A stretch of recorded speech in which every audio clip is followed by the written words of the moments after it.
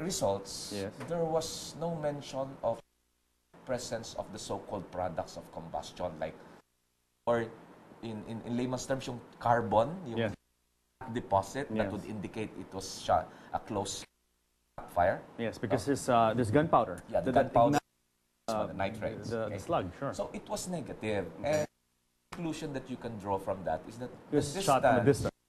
the muzzle of the gun and the temporal is at least 2 feet. Ayun ba? So kung walang carbon marks, it's really about 2 feet from at flesh. least 4 inches. It could even be more. Yeah, of course, yeah. And the point of exit was at the left ear. Meaning that she could have. So if we're talking shot about from the top, trajectory, yes. no? At a distance of 2 feet, okay, From the top. downwards, Yes. kasi dito lumabas, Yeah. and posteriorwards. So I think if you're going to commit, it will be very, very awkward for you to shoot yourself this way. Be like this, Right. Or I mean, like this. If you're going to shoot on the temple, perhaps it would be like this, and your trajectory more or less upwards. Okay. Another thing that struck me was the finding of a laceration on the left ear. Remember, the point of exit is over here. So, Yes. bakit nag-pair? No? O punit, as we no? So, something happened probably Prior to the his shooting being incident. shot by himself. Party. Right. Okay. So again, so negative than 2 feet, and then there's a problem with the trajectory. Say about that theory that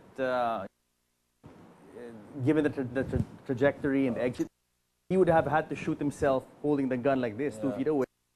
What the I think if say I recall about it that? right, I think one of the theories propounded then was that the one now of the point of entry. Okay. But of course, free-flowing water, the carbon and the nitrogen. Sunog You yun, don't di ba? scrub it. Yes, yes. I mean, it would be a Yes. who performs autopsies to just clean it. And even the Yes. I mean, if you're gonna, as you said, if you suicide with a gun and shoot yourself in the temple, you won't do that. You'll do this. Yeah, you have to do it like this. Yes. So, the vignette will be, if you are going to shoot yourself on the temple, then you have to do it this way, and then the trajectory will be, upward. How do they explain that? How do the PNP, NBI, and the CIDG people explain? Well, they really base the suicide angle on the sense of that suicide note. Just the note. Yeah, probably. There have been opinions also given prominent forensic doctors that and also that struck me was, well, of course, the paraffin test. Compared mo rin, same, more or less same Paraffin. theory. What a paraffin test is, Yeah. Doc. The paraffin test used to determine whether the subject has fired a gun or not. Because when you fire a gun, it is not a test to whether the subject is the shooter or the killer.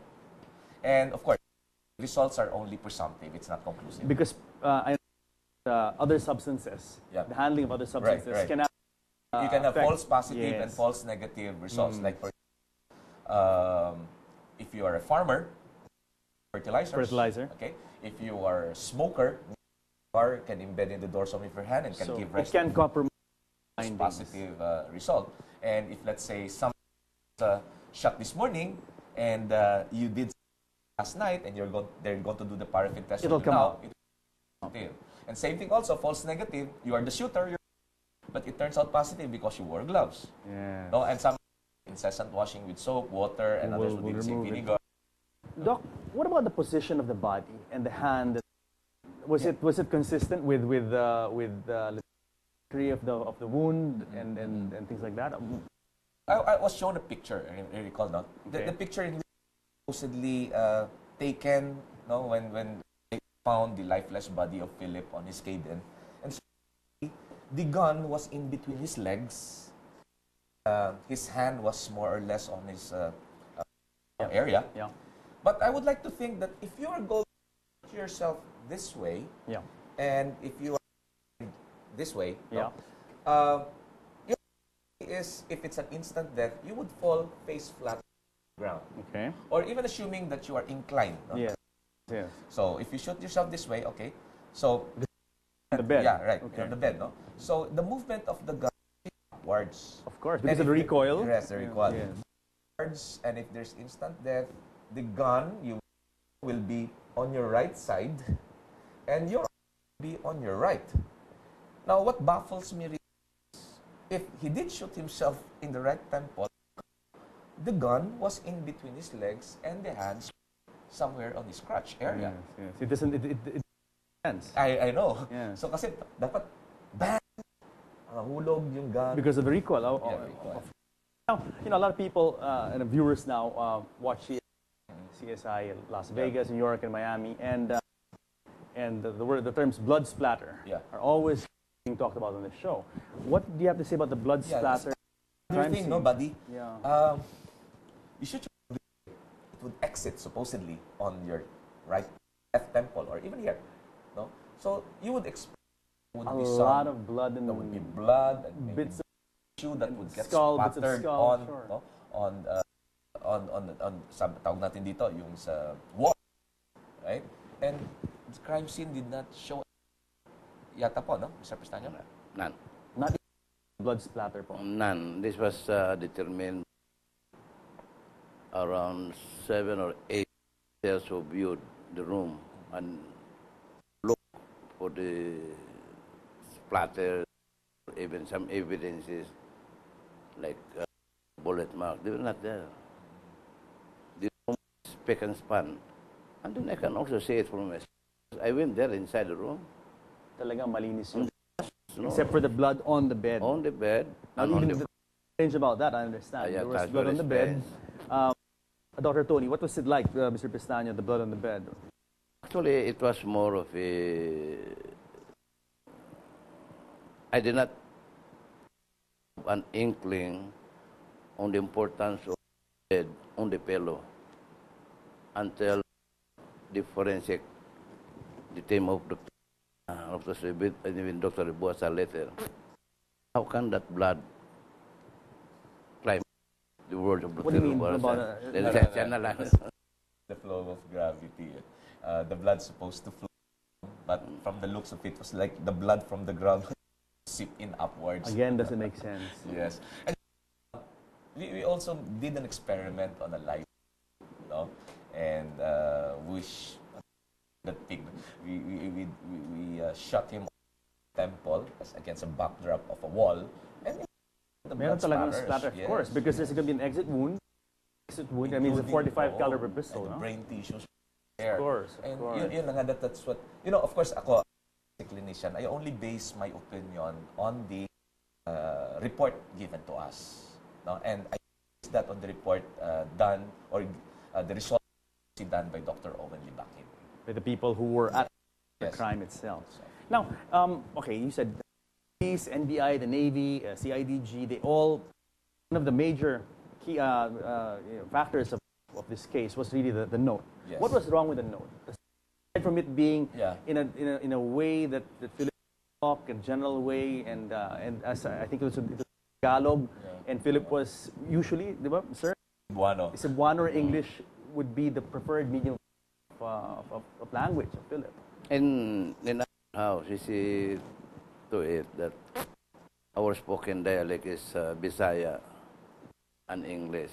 Yes. Because I won't want them not to get the Bisayan especially.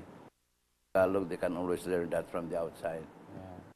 So they continue to So speak. really English or Bisayan. Bisayan. Cebuano. Now, Judge Badia, one thing that boggles the mind really with respect to the suicide note is actually the NBI question document examiner said it was genuine, written by Philip. So case closed, right, as far as the NBI was concerned. And then there was from the PNP crime lab who said, no, it's not. It's not of Philip's handwriting. And then after that, I think Mr. Pestano asked also the opinion of two question document examiners in the States. other countries, you said you sent the sample? We asked send the sample, picture samples of handwriting to a real expert in crime reconstruction. His experience is so that he's practically of the best of the top 100 forensic experts. And what did he say about the letter? Tunay ba o hindi? On the letter, she was referred to Mr. Rice. At that time, handled a lot of handwriting documentation analysis. Ted Bundy, Obama, Yes, sir. Ted Simpson, O.J. Simpson, something like that. And he said the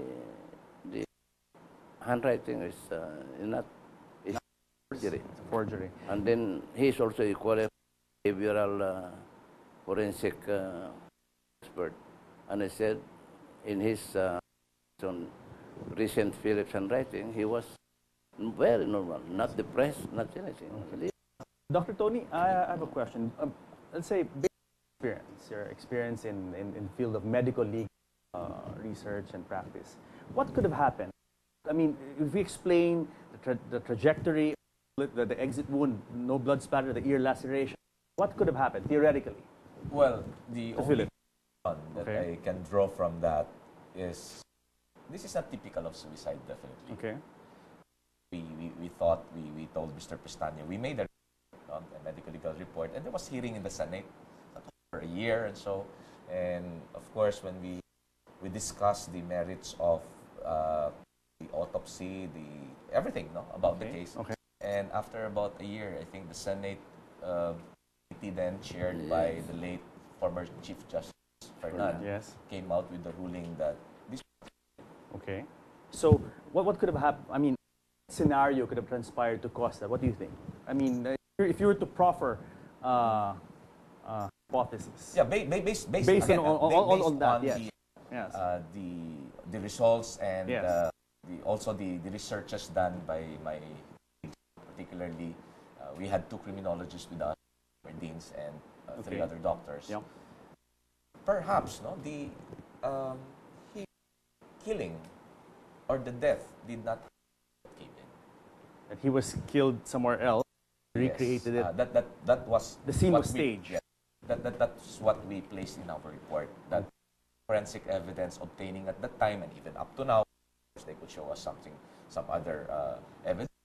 That is how we thought crime reconstruction. Yes. I mean, as far as the evidence that we have is concerned, he didn't die or he wasn't killed. Okay. Quickly, before we end the program, the Ombudsman has reopened the case. What is, how do you see this moving forward? Do you guys expect a solution to this case anytime soon, or are you optimistic? Well, very optimistic that the Ombudsman would actually, we're not asking favors from here. All we were asking here was to dig deeper into the circumstances, the forensic evidence that says that he did not suicide. And there were so many forensic that says he did not commit suicide. Even one of those can say handwriting analysis, of course, affidavits. Many officers who testified in the Senate, and with them carrying that it was not a suicide case. So based on that, we had our hope.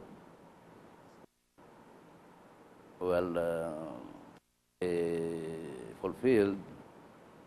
The present Ombudsman Morales reversed the findings of previous ombudsman, or the case is murder instead of suicide. And that's also consistent with the findings of the United Nations, because we elevated the case when we did not see light during the time of Mercedes Gutierrez that this case will ever move. You brought it to the United Nations. We move with the United Nations on the assistance of some Ateneo, Atenea, who wanted that this case should come out as something that Philip did. in order that his death will not be in vain or something like that. Yeah, so I hope, moving forward, I hope that the Ombudsman does investigate this properly, and that finally, I hope that Pestano will get the justice he deserves after 16 months. Anyway, Mr. Pestano, thank you for coming on the show, and also, of course, Dr. Rosa, and you'll come back to GNN and host it like you used to. Thank you. Thank you, sir. Rest assured that we are here at the station. We'll be following this topic, and we'll give this the coverage it deserves. Thank you, sir. Yeah, thank you very much. So guys, I hope that you enjoyed the show and learned a lot about the Philip Pestano case. Join us again next week in the show where we talk about what matters to you, because you matter the most. I'll see you next week.